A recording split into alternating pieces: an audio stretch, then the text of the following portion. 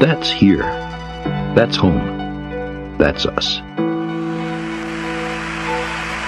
That's one small step for man, one giant leap for mankind. Os ecos do universo.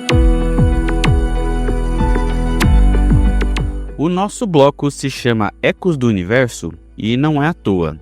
Sempre falamos de aspectos históricos, seja do mundo natural, seja de criações humanas. E hoje o nosso papo vai percorrer um verdadeiro colosso da exploração espacial. Estou falando do ônibus espacial, o Space Shuttle. E claro, puxando a sardinha do país onde vivo hoje, não poderíamos deixar de lado o seu equivalente soviético, o Buran. Sabe, Rodrigo, quando a gente pensa naquelas imagens do lançamento, daquelas naves que eram meio avião, meio nave espacial, é algo que marcou uma geração inteira. Marcou mesmo. É fascinante como aquele programa que durou 30 anos nasceu de uma ideia ousada.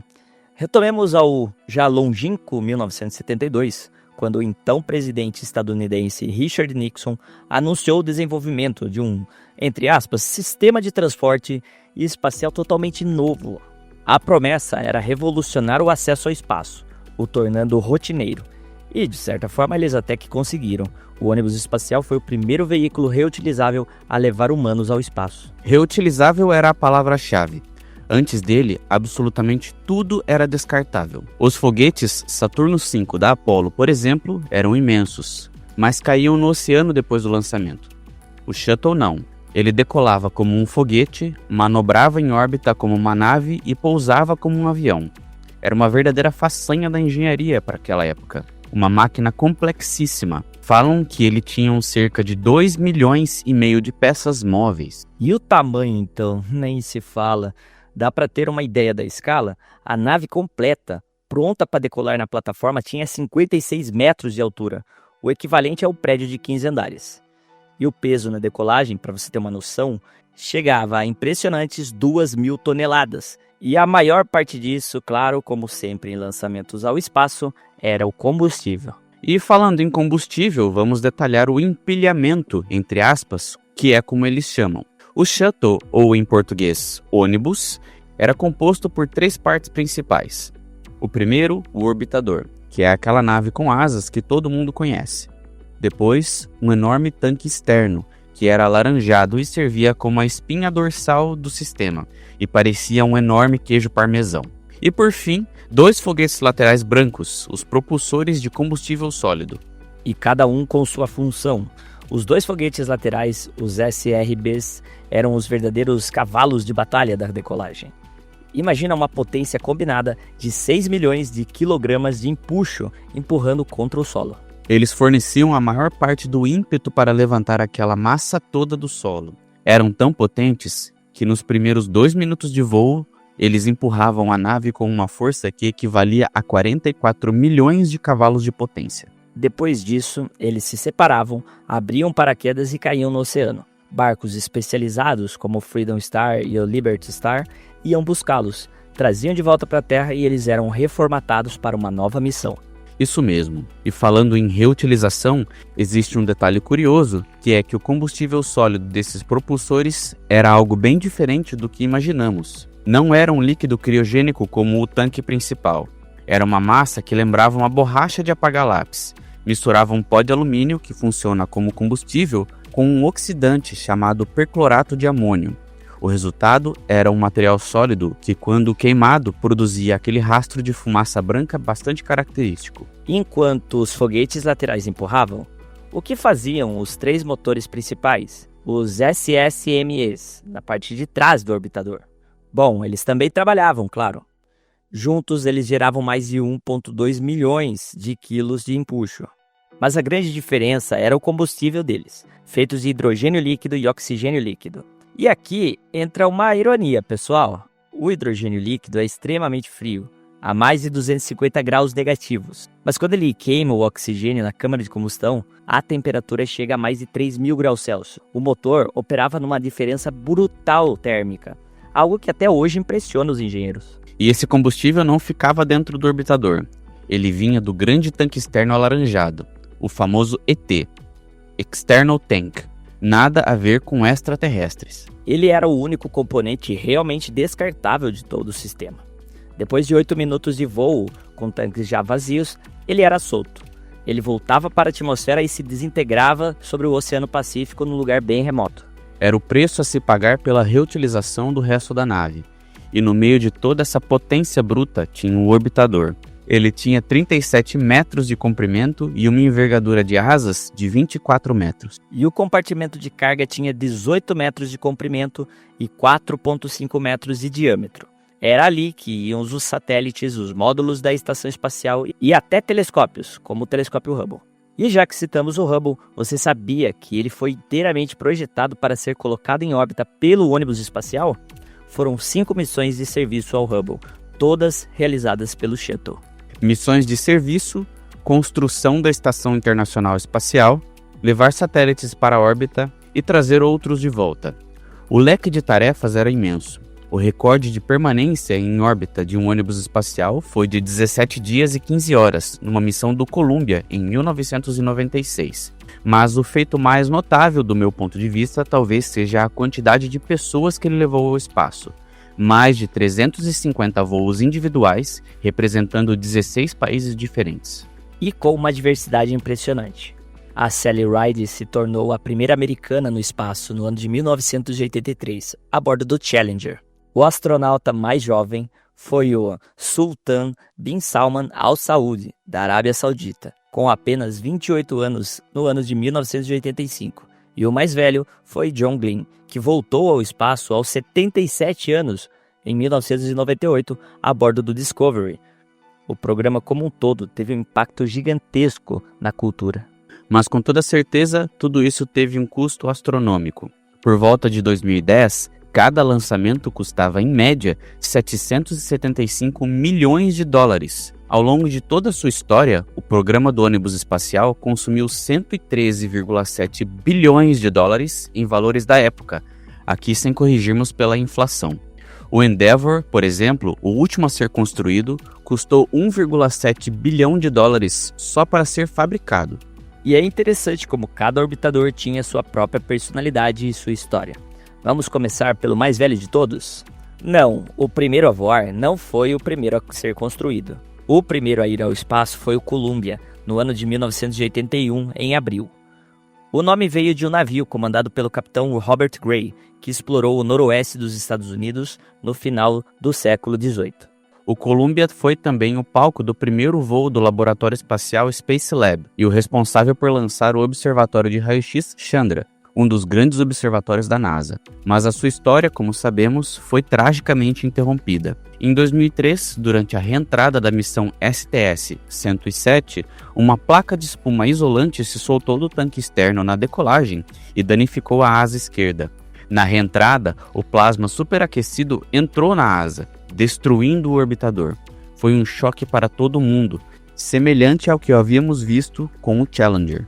O Challenger, aliás, era o OV-099, e ele tem uma história de construção particular. Ele foi originalmente um veículo de testes estruturais, o STA-099, e depois foi convertido em um orbitador. O seu nome veio de um navio também de pesquisa britânico, que explorou os oceanos Atlântico e Pacífico no século XIX. Foi o segundo a voar, no ano de 1983, e o seu legado é cheio de primeiras vezes. Por exemplo, o primeiro passeio espacial do programa, a primeira mulher americana no espaço, o primeiro afro-americano no espaço e a primeira noite de aterrissagem no Kennedy Space Center. O Challenger foi perdido tragicamente em janeiro de 1986 na missão STS-51L, com apenas 73 segundos de voo. Um anel de vedação em um dos foguetes laterais falhou por causa do frio intenso na manhã do lançamento. Gases quentes vazaram, queimaram o tanque externo e a explosão subsequente destruiu a nave. Foram 10 missões de sucesso antes dessa perda. O programa ficou parado por quase 3 anos, enquanto se redesenhavam os foguetes. E nesse hiato, a NASA encomendou um novo orbitador para substituir o Challenger. Foi quando nasceu o Endeavour, o mais novo da frota, entregue no ano de 1991. O nome, curiosamente, foi escolhido por estudantes em um concurso nacional. A homenagem era o navio do capitão James Cook, que, no século XVIII, navegou pelo Pacífico Sul, observou o trânsito de Vênus, cartografou a Austrália e a Nova Zelândia. O Endeavour foi o primeiro a usar um paraquedas de arrasto para ajudar na frenagem na pista, e a sua construção usou peças de reposição que já estavam sendo fabricadas para o Discovery e o Atlantis. E que tal falarmos do recordista de missões, o Discovery, ou OV-103? Ele voou 39 vezes, mais do que qualquer outro. Seu nome também veio de um navio do James Cook, o mesmo que ele usou numa expedição ao Havaí e ao Alasca. Foi ele quem levou o telescópio espacial Hubble ao espaço, em 1990. Foi também o Discovery que fez as 2 missões Return to Flight, após o acidente com o Challenger e com o Columbia. E por fim, mas não menos importante, o Atlantis. Esse carregou o nome do principal navio de pesquisa do Instituto Oceanográfico Woods Hole, que operou entre os anos de 1930 a 1966. O Atlantis foi o 4º a voar, em 1985, e foi o último da frota a se aposentar, fechando o programa com chave de ouro em julho de 2011. O Atlantis foi responsável por lançar as sondas Magalhães para Vênus e Galileu para Júpiter, e também por levar o módulo Destiny para a Estação Espacial Internacional.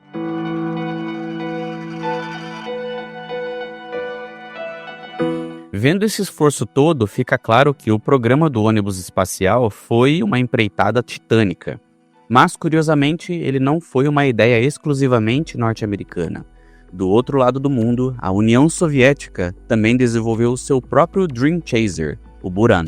É aí que a história fica ainda mais interessante, Marco. O Buran é frequentemente chamado de cópia do Shuttle, mas essa é uma simplificação enorme e que muita gente ainda comete. O programa soviético Energia Buran foi oficialmente iniciado em 1976, em resposta ao que os soviéticos viam como uma potencial ameaça militar do Shuttle. Havia o temor de que os americanos usassem a enorme capacidade de carga do ônibus espacial para interceptar ou até mesmo capturar satélites soviéticos em órbita. E para atingir esses objetivos militares, a engenharia soviética foi para um caminho fundamentalmente diferente. Enquanto o Space Shuttle tinha os seus 3 motores principais no próprio orbitador, queimando combustível de um tanque externo, o Buran era, na verdade, uma carga útil passiva. Ele não tinha motores principais para a subida. Quem fazia todo o trabalho pesado era o foguete Energia, uma das máquinas mais potentes já construídas. E a diferença é crucial. O Energia era um mega foguete de 2 estágios que podia colocar até 105 toneladas em órbita baixa, praticamente o dobro da capacidade do Shuttle, que era de cerca de 24 toneladas. E o mais impressionante é que o Energia era modular. Ele não precisava do Buran para voar. Podia lançar qualquer carga pesada, como módulos, estações ou telescópios. Já o sistema americano era todo integrado, ou seja, você já podia lançar o tanque externo e os foguetes laterais sem o orbitador. Exato, o Space Shuttle era o sistema completo. O Energia, por outro lado, era um caminhão de carga pesada. Tanto que o voo inaugural do Energia, em maio de 1987, foi sem o Buran. Ele levou uma carga útil de testes, um satélite militar. O orbitador só entrou em cena no segundo voo, em novembro de 1988. E que voo! O Buran foi lançado ao espaço por um foguete Energia, completou 2 órbitas ao redor da Terra e retornou, pousando sozinho, sem nenhum piloto a bordo, na pista do cosmódromo de Baikonur. Um feito que muita gente diz que foi a SpaceX que iniciou. A União Soviética já pousava foguetes ou orbitadores sem astronautas a bordo. Foi a primeira e única vez que um veículo espacial do tamanho de um avião realizou uma reentrada e pouso em modo totalmente automático. Os americanos, para você ter uma ideia, até hoje não fazem isso. Os shuttles pousavam com o comandante no manche. A precisão foi algo assombroso. Relatos da época dizem que, durante a aproximação final, o computador de bordo fez uma manobra inesperada, uma curva brusca, para corrigir a trajetória por causa de um vento cruzado. Os controladores em terra chegaram a pensar que algo estava terrivelmente errado, mas o Buran fez uma ampla volta e alinhou perfeitamente com a pista. O desvio do ponto central foi mínimo, incrível para a capacidade computacional da época. Ele tocou no solo tão suavemente que os paraquedas de freio só abriram 9 segundos depois, quando os sensores detectaram que o trem de pouso já estava firme em solo. Um feito inacreditável. E enquanto o orbitador americano era todo ele uma nave reutilizável, o Buran também era, em teoria. mas a realidade foi outra. Ele passou 94 minutos no espaço e nunca mais voou. O programa Energia Buran foi cancelado em 1993, com o fim da União Soviética e devido à ausência de fundos. Apesar do sucesso técnico, o contexto geopolítico havia mudado. O medo de um bombardeio orbital americano nunca se concretizou. E o destino do Buran é uma das histórias mais tristes da exploração espacial. Ele foi esquecido em um hangar em Baikonur. Em 2002, 14 anos após o seu histórico voo, o teto do edifício desabou, destruindo o orbitador. A única nave que foi ao espaço foi soterrada pelos escombros. Sobraram apenas algumas réplicas e maquetes para museus. Quando eu estive em Sochi, em 2024, eu pude ver de perto uma réplica em tamanho real do Buran. É algo de fato colossal. E ainda existem outras réplicas espalhadas pela Rússia. Existe uma maquete em tamanho real em Moscou, no Parque Gorky, e outra em Baikonur, no principal centro de lançamento russo, localizado no Cazaquistão. Mas o original, infelizmente, se foi. E esse contraste é fascinante. De um lado, o programa americano com 135 missões construindo a Estação Espacial Internacional, consertando telescópios, evoluindo constantemente. Do outro lado, o programa soviético, com uma solução tecnicamente superior em diversos aspectos, mas que teve apenas um voo. O custo exorbitante de ambos os programas, no entanto, foi um ponto em comum. Tanto os Estados Unidos quanto a União Soviética perceberam que a promessa de reutilização barata da rotina espacial era mais cara e complexa do que o imaginado. E o legado, ouvinte? E quanto aos ecos que esses veículos deixam no universo da exploração? O legado é imenso. Primeiro, em termos de engenharia. A tecnologia dos motores SSME, por exemplo, é tão avançada que eles foram adaptados para o novo foguete da NASA, o Space Launch System. Os conhecimentos de reentrada, de proteção térmica, de manobras orbitais com naves de grande porte, tudo isso foi lapidado na época dos ônibus espaciais. E do ponto de vista humano, então? O Shuttle permitiu que pessoas comuns fossem ao espaço, não só pilotos de testes, mas cientistas, engenheiros e até professores. Ele quebrou a barreira do astronauta perfeito e mostrou que o espaço poderia ser um local de trabalho, literalmente o local de trabalho, com a construção da ISS, Estação Espacial, que só existe por causa da capacidade de carga e da versatilidade do ônibus espacial. E o Buran deixou também o seu legado. As tecnologias criadas para ele, mais de 230 patentes, encontraram aplicações em várias indústrias, da aplicação à agricultura. E a ideia de um foguete modular, reutilizável e potente, o Energia, ainda é um farol para projetos atuais. Empresas como a SpaceX e a Blue Origin, por exemplo, estão, de certa forma, trilhando o mesmo caminho que os engenheiros soviéticos vislumbraram nos anos 80, tornando a frase "foguete não dá ré" obsoleta de vez, com foguetes que podem ser lançados de novo, com custo moderado e alta flexibilidade. A gente vê então que o sonho do transporte espacial rotineiro não morreu, ele apenas se desenvolveu. Os ônibus espaciais, tanto o americano quanto o soviético, foram gigantes com os pés de barro. Ambos eram caros, perigosos e complexos além da conta. Mas eles nos mostraram que era possível. Eles provaram que naves com asas podiam voar para o espaço e voltar. E abriram o caminho para os foguetes reutilizáveis de hoje, que estão reduzindo o custo de acesso à órbita. Os ônibus espaciais foram grandes e imperfeitos, mas sem eles, os foguetes que hoje pousam em pé jamais teriam saído do papel. Rodrigo, esse programa espacial, para mim, é de longe o que mais me encanta os olhos. O legado do Shuttle e do Buran não está nos museus ou nos destroços, mas sim em cada lançamento comercial que se tornou, de certa forma, rotineiro. Ouvinte, pense comigo. Há pouco mais de 100 anos, Dumont fez seu primeiro voo de avião e hoje já atingimos o espaço sideral. A capacidade humana é indescritivelmente inventiva, desde que, claro, estejamos focados em um bem comum. Você acabou de ouvir o CentauriCast Entre as Estrelas.